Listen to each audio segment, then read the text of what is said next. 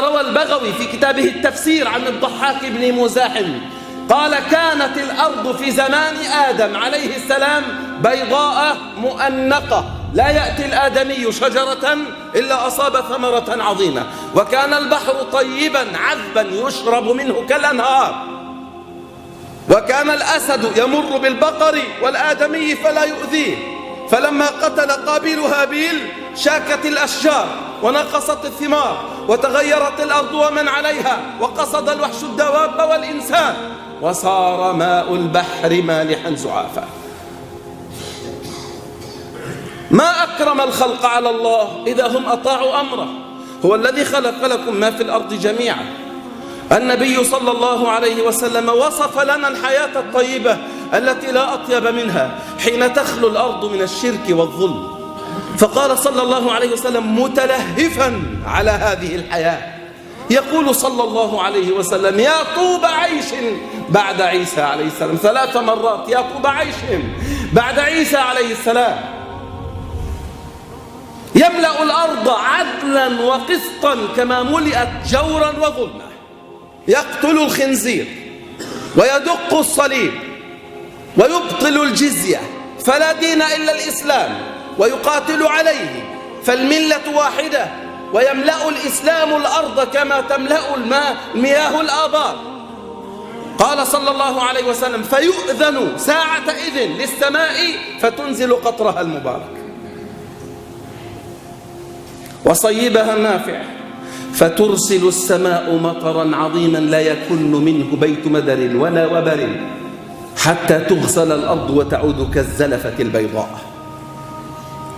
ويؤذن للأرض فتخرج نبتها وخيرها العظيم وبركتها الكبرى، وتعود كما كانت قبل ذنوب بني آدم، كما كانت على عهد آدم عليه السلام حين نزل، هيئتها كفاثور الفضة، ويقال لها: أخرجي ثمرتك وردي بركتك التي غارت لما قتل هابيل، وردي بركتك. لو أن الرجل بذر حبه على الصفا لأنبت، ثم تقع الأمان في الأرض ويملأ الإسلام الأرض كما يملأ الماء الإناء.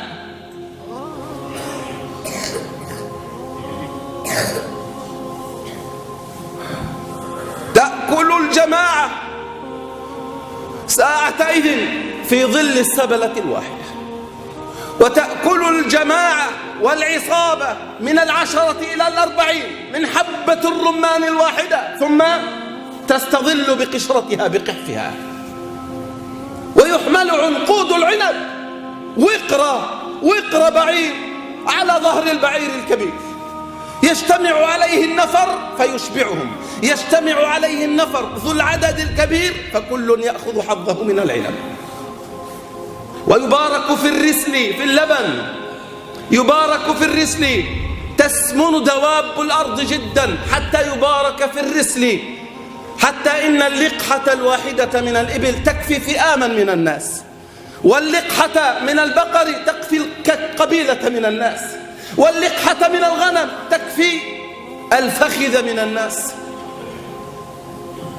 ويقع الأمان حتى يأمن الوحش الناس ويأمن الناس الوحش والسباع والهوام، وتنزع حمة كل ذات حمى، كل ذات سم.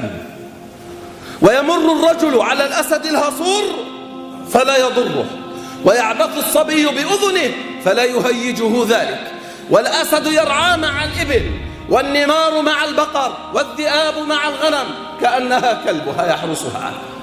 ويطأ الرجل في مشيه على رأس الحنش وعلى الحية فلا تنهشه، ويلعب الصبيان بأبواب البيوت مع الحيات فلا تؤذيهم.